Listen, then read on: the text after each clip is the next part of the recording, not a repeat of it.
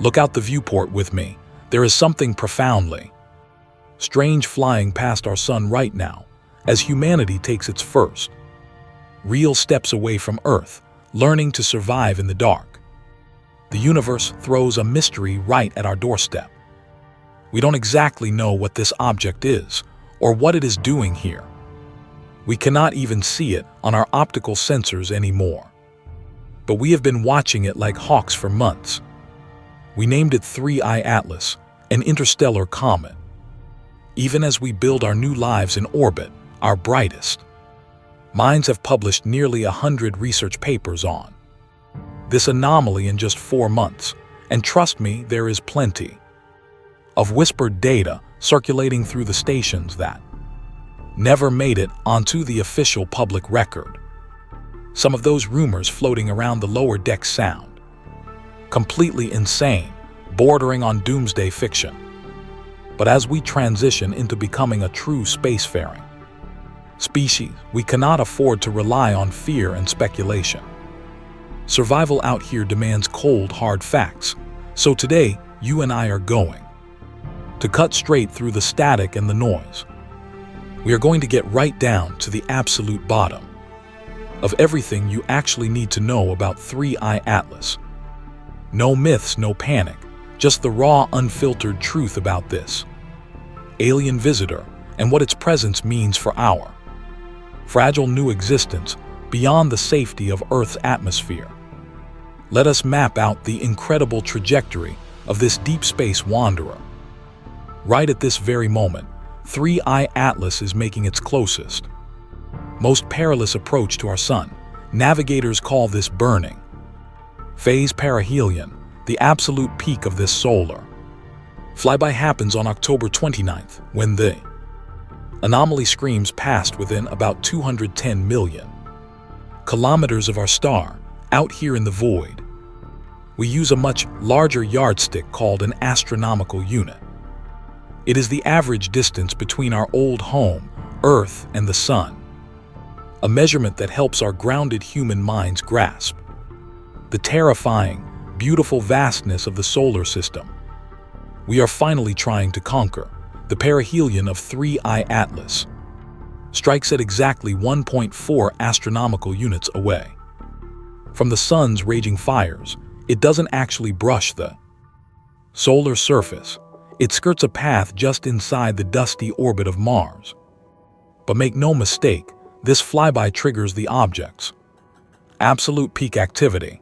This is the most brutal heat it will endure, meaning massive chunks of its ancient surface are going to violently blast out into the dark. We have seen this before. It is called sublimation. Without atmospheric pressure, there is no liquid water out. Here in the unforgiving vacuum of space, solid ice and rock transition directly, violently, into boiling gas under the sun's unblinking glare. That violent sublimation is exactly what gives a comet its iconic ghostly appearance, that glowing, fuzzy halo trailing a massive tail across the black canvas. The halo is essentially a violent storm of gas and dust, actively tearing away from the object's freezing core. Engineers on our stellar outposts call this cloud the coma. The sprawling tail is sculpted by the raw power of solar wind, those relentless, invisible waves of radiation, constantly bleeding off the surface of our sun. This radiation wind slams into the anomaly, blowing back the lightest fragments of pulverized rock and vapor from the coma, pushing a glowing streak millions of miles deep into the emptiness behind it. It is a spectacular, terrifying piece of cosmic ballet, but as luck would have it, our expanding space habitats are trapped on the wrong side of the system to watch 3I Atlas endure its peak solar exposure. Call it cruel fate or mere orbital mechanics, but the sun's blinding glare has entirely swallowed our view of the perihelion, so we know where this ghost ship is hiding right now, and our instruments tell us what it is doing in the fire while we wait for the object to burst out from the other side of the inferno. we have. A rare chance to dig into the mystery of how it even reached our cosmic neighborhood. We have been quietly tracking 3I Atlas since July 2025. The initial contact was logged by the Asteroid Terrestrial Impact Last Alert System, or ATLAS. Back on Earth, this was a sprawling grid of automated telescopes anchored in Hawaii, Chile, and South Africa. Their sole purpose was to stare blindly into the crushing dark, hunting for moving threats that might end our species.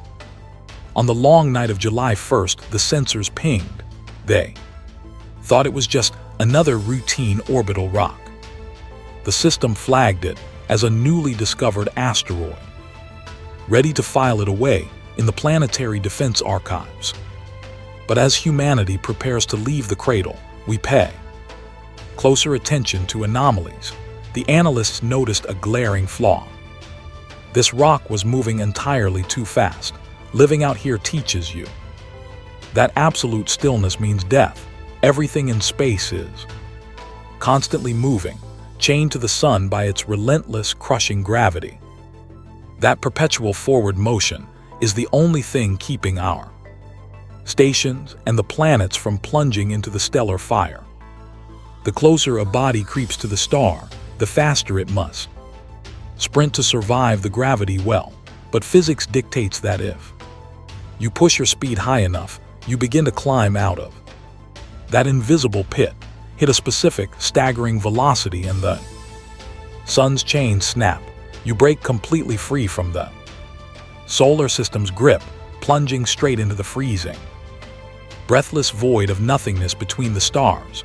When the orbital mechanics team finally calculated the true velocity of this anomaly, the control room went dead silent. This was the fastest moving object ever recorded bleeding through our solar system. Let us put this into perspective for our new lives in orbit.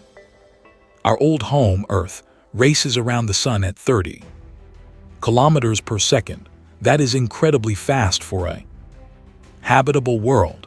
But consider the scorched wasteland of Mercury, hovering a mere 0.4 astronomical units from the stellar furnace. To survive the immense gravitational pull without burning to ash, Mercury has to whip around the star at an agonizing 48 kilometers per second.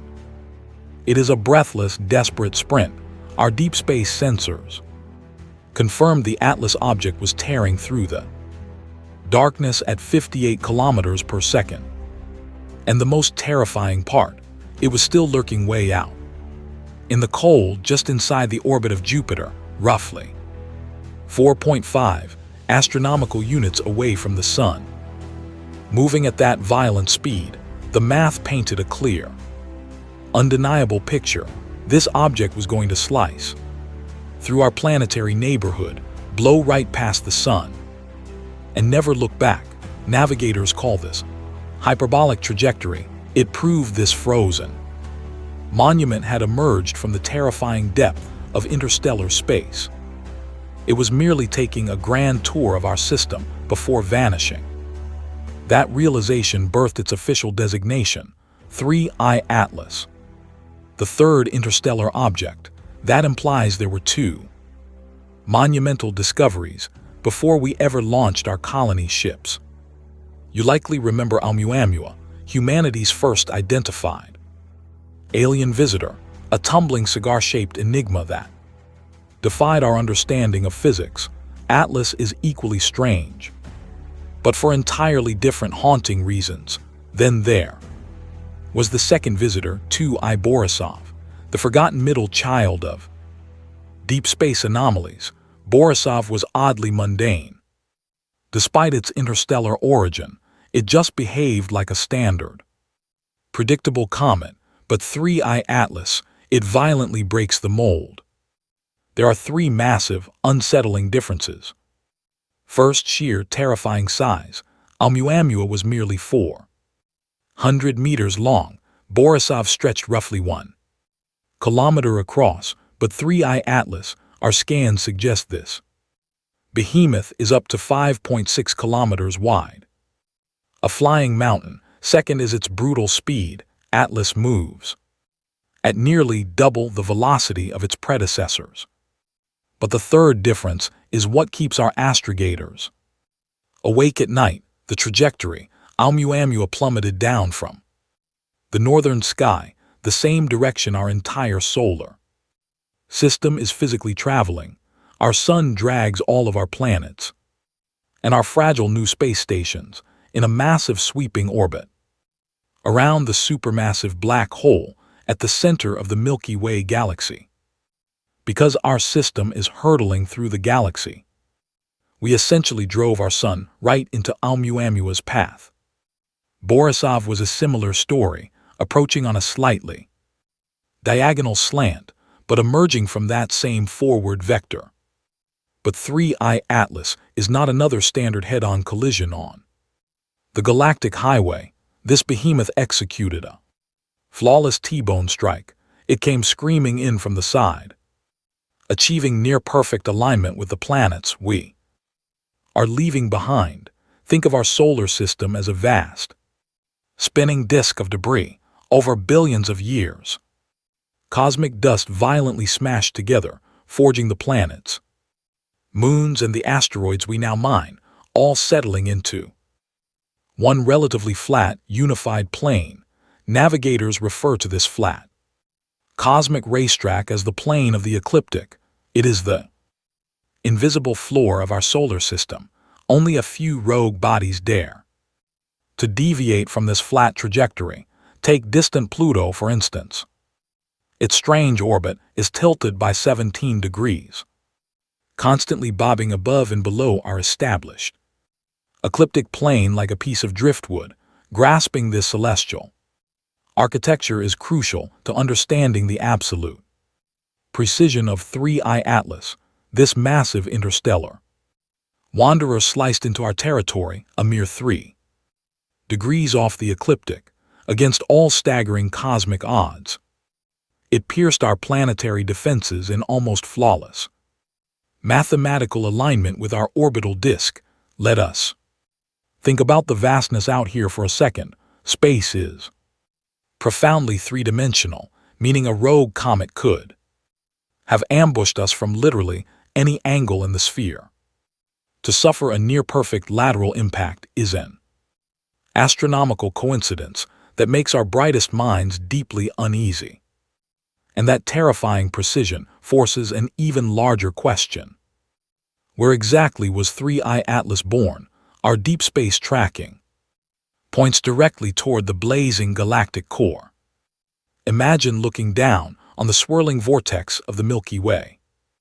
Our tiny human fleet is out here in the quiet outer suburbs, drifting through a dusty spiral arm. The starlight you see out the viewport is just the neighboring arm.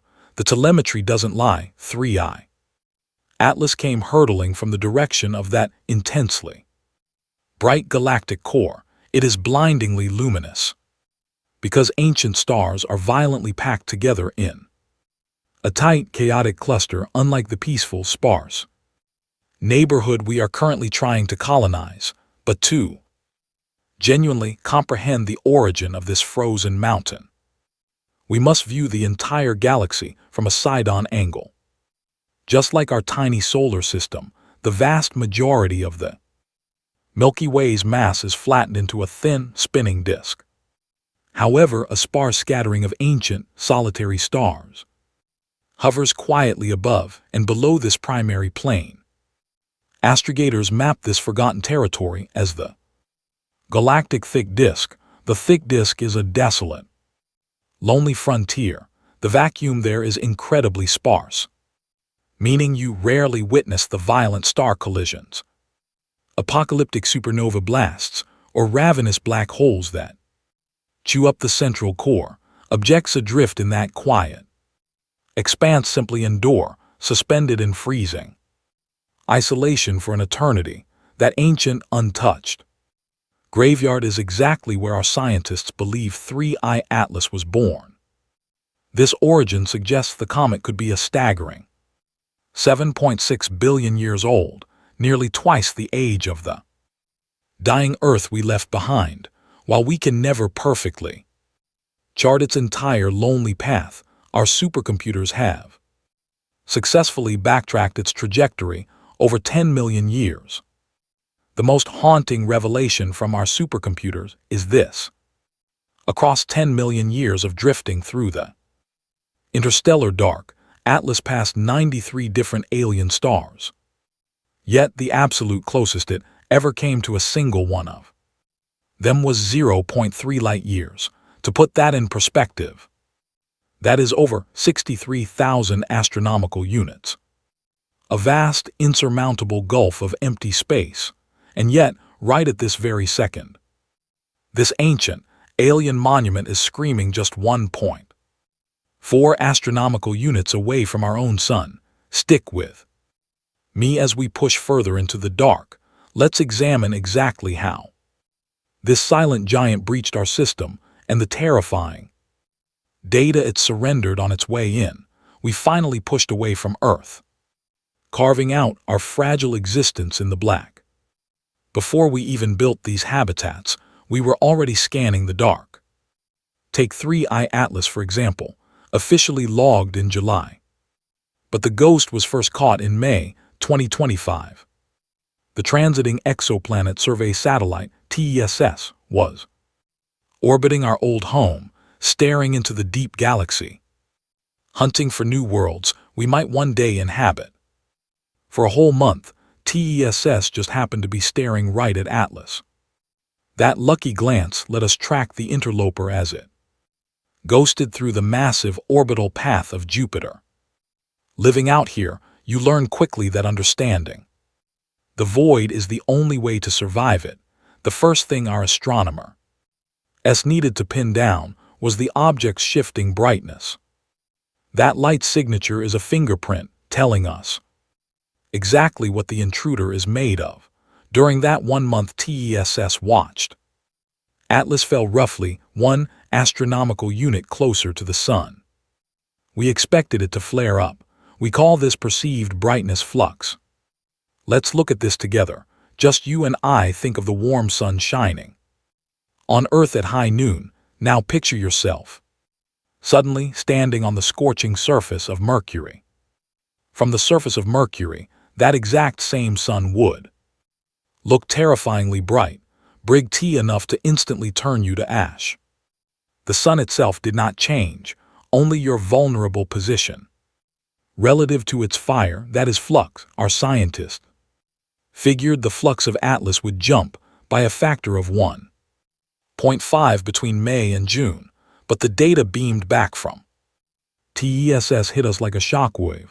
The flux had actually spiked by a massive factor of 5.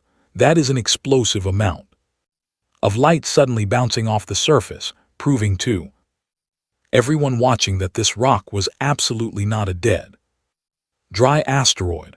It had to be a comet waking up in the deep freeze and bleeding out a thick coma of gas and dust. That expanding cloud was catching the sunlight like a massive mirror. But there were two deeply unsettling things about this ghost. The first comes down to the polarization of light. It is a tricky concept, but out here understanding it keeps us alive.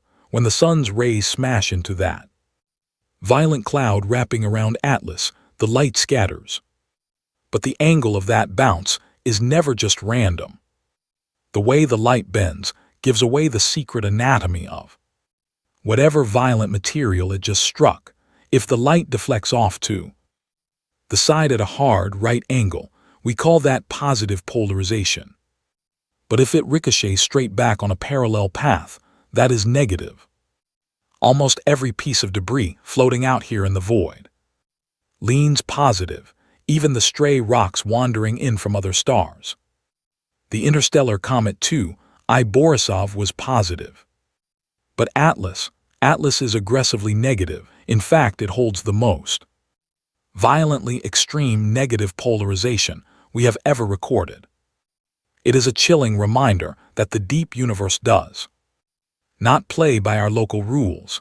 Other star systems breed completely alien physics, what we rely on as a Universal law right here in our own backyard is probably a freak anomaly out there in the abyss, and the second truly alarming thing about Atlas was the sheer fact that its dust cloud had ignited it all.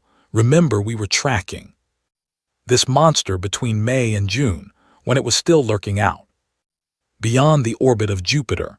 We are talking over 5 astronomical units away from the warming fire of the sun. It is a lethal, absolute cold out there, usually a comet drifting, that deep in the dark remains completely frozen solid. It is practically a corpse in the ice. You do not usually see the violent off-gassing of sublimation kick in until a rock crosses the boundary of 3 to 4 astronomical units. Our local comets are forged mostly from ancient water ice, demanding a massive amount of solar radiation to finally melt. But as humanity pushed its gaze outward, pointing our sharpest orbital lenses right at Atlas, the truth emerged. Its cloud was utterly dominated by carbon dioxide gas. There was a faint trace of water, sure, but the ratio was brutally skewed, 8 parts carbon dioxide to 1 part water. That is the exact opposite of everything we knew. You might remember the old days back on Earth, tossing chunks of dry ice into a bucket to create artificial smoke. That is simply frozen carbon dioxide. Pull it from a deep freeze, and it violently sublimates into the air. That is precisely what Atlas was doing in the pitch-black void of deep space. It awoke early because carbon dioxide ice breaks down at temperature that would keep normal water ice frozen solid. And as we watched this alien vessel plunge deeper into our solar system, hurtling closer to the heat of the sun, we saw that terrifying chemical ratio slowly begin to turn upside down. By late September, humanity had already established its fragile outposts on Mars. As Atlas sliced through the Martian orbital path just 1.5 astronomical units away, the object suddenly ruptured. It began bleeding out a catastrophic volume of water vapor, ripping into the vacuum like a heavy fire hose turned on full blast. That is vastly more water than any local comet could ever produce at that range. We had never witnessed an eruption of vapor like that, and the metals buried in its cloud were just as alien. Earlier in the summer, our sweeps picked up traces of nickel, but completely missed the iron. I want you to stick with me here, because this mystery strikes at the very heart of how we exist in this dark universe. Iron and nickel are everywhere out here. They are born together in the violent crushing cores of dying stars. When those stars finally go supernova, they blast that raw metal across the galaxy, seeding the dusty cradles of brand new worlds. That is exactly why we always find them locked together in our asteroids, our planets, our own blood. So detecting a heavy cloud of nickel but zero trace of iron left us staring into the dark, wondering what unnatural force ripped them apart. Furthermore, it is deeply unsettling to witness any metal at all boiling off a rock that is still freezing. In the distant darkness of the asteroid belt, sublimation is a process entirely ruled by intense heat. We already knew the carbon dioxide required very little warmth to shatter into gas. But metal is a completely different beast.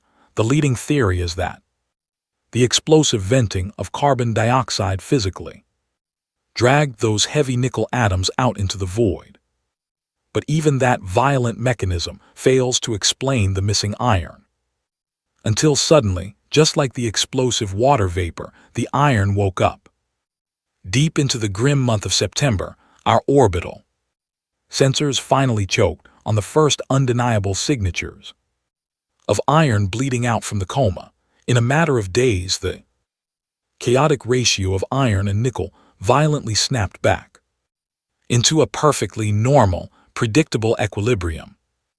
The alien rock was slowly putting on a mask of normalcy. but its brutal method of getting there defied all logic. And that brings us to the haunting physics of its tail. We are used to watching these celestial wanderers paint long glowing streaks across the sky, but the first tail Atlas formed was actually pointing the wrong way. Usually, a comet tail is the direct physical scar of solar wind ripping through the fragile coma of gas and dust. But this thing initially grew a massive, glowing tail that pointed directly back at the sun itself. It was as if the rock was actively defying the overwhelming force of the star. Standing on the observation deck of our new orbital habitat, staring out at that reverse streak of light, you could not help but feel a sudden chill. The solar wind is a relentless, crushing tide of charged particles, yet this phantom object had found a way to push its debris directly into the teeth of the storm. That relentless solar wind always blows outward, so any debris should naturally flow away into the dark. Atlas simply refused. Scientists realized this strange rebellion was tied to the comet waking up far too early in the deep cold, because it began bleeding carbon dioxide at such a massive distance. The weak solar wind out there just lacked the muscle to blow the thick dust away, so the raw debris simply pooled on the warm sunward side of the rock, swelling like an infected blister. It hung there in the darkness until it finally sank deep enough into the system to face a proper stellar hurricane.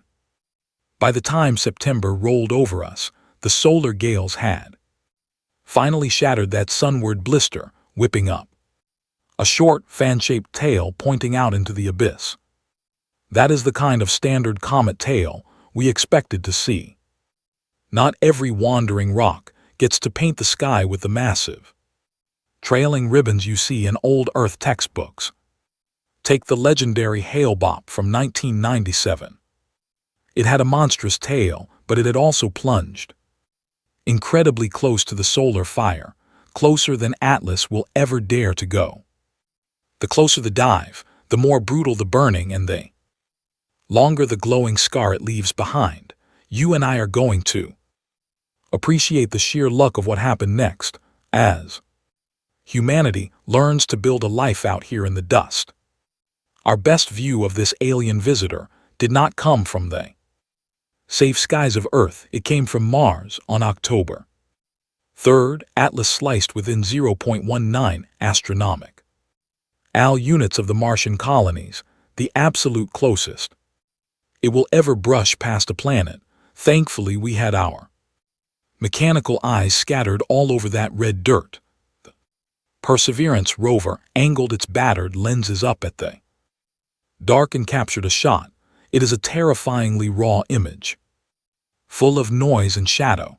To be fair, that rugged old rover was never built to gaze at the stars, to drag enough faint light out of the Martian gloom. The machine had to force its shutters open for agonizing 30-second exposures, stacking layer after layer of raw data.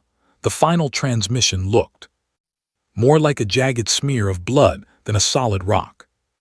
Out in orbit, the European Space Agency had their ExoMars probe hunting for a better angle. Its sensors delivered cleaner silhouette against the black, but the blazing glare of the comet's outer coma was still completely blinding us to the true shape of the dead heart buried inside. You and I both know the bitter irony of this moment.